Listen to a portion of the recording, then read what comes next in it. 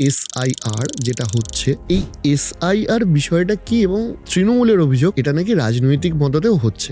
এই এসআইআর কে সামনে রেখে কোনো বৈধ ভোটারের নাম বাদ দিলে দরকারে হাইকোর্টে যাব, সুপ্রিম কোর্টে যাব, কিন্তু কাউকে ন্যায্য অধিকার থেকে বঞ্চিত হতে দেব না। যদি সংঘাত বাঁধে তখনই বাঁধবে যদি বৈধ ভোটারের নাম কাটতে যায়। কারণ আমাদের এটা মনে হয়েছে যে দিল্লির নির্বাচন কিংবা মহারাষ্ট্রের নির্বাচনে প্রচুর বৈধ ভোটারের নাম কেটে দিয়ে অনেক বহিরাগত অবৈধ ভোটারের নাম ঢুকিয়ে দেওয়া হয়েছিল। অতএব স্বাভাবিকভাবে সেই প্রবণতা দেখে আমরা ভয় পাচ্ছি যে এখানেও সেরকম একটা কিছু করা হতে পারে। যারা বিজেপির নেতারা চিৎকার করছে তৃণমূল এসআইআর ভয় পেয়ে গেছে, কেউ ভয় পায়নি।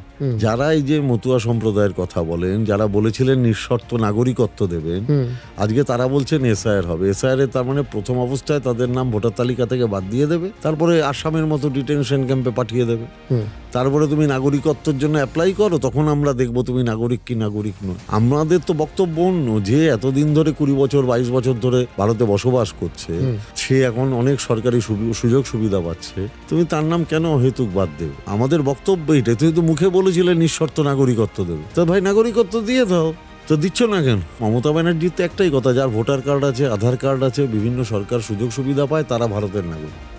আমাদের তো স্ট্যান্ড পয়েন্ট ক্লিয়ার।